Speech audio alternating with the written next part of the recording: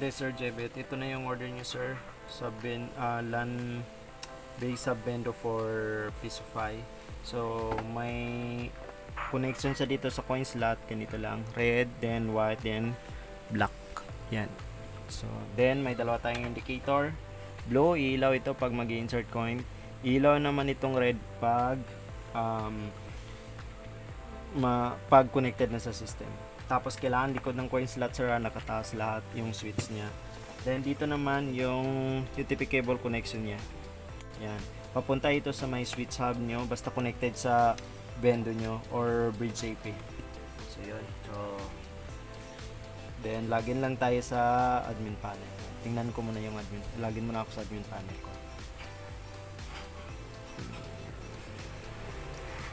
Split lang.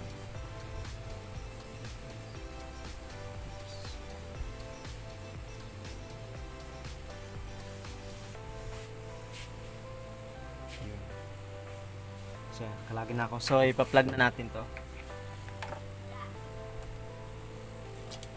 So, dapat ilaw itong red.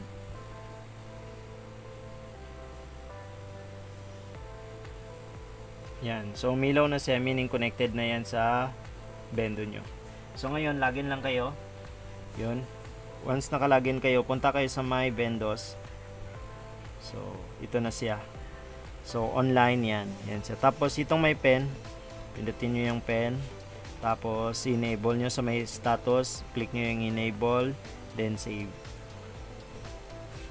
So good na tayo. So ngayon, punta tayo sa payment portal para try natin hulugan. So yan, insert coin, dapat ilaw itong blue. Yan. Once hindi umilaw itong blue, ang gagawin nyo po, i-restart nyo lang itong subbendo. Kasi sa first, minsan kasi sa first na bind, hindi to umilaw. Once hindi to umilaw kasi hindi din iilaw itong magpa-power itong coin slot. So kailangan nyo i-restart. Yun lang naman. Sa first lang yun na bind. Then next wala na ganun. So insert tayo ng 5. So yun. Yan, nag-credit sa ng 5. Go online ko lang. Yan. So wala na ulit power ng coin slot. So yun lang po. At least nakita nyo gumana. Then ang gagawin ko na lang is ipa-flash ko siya ulit tapos ship ko sa inyo.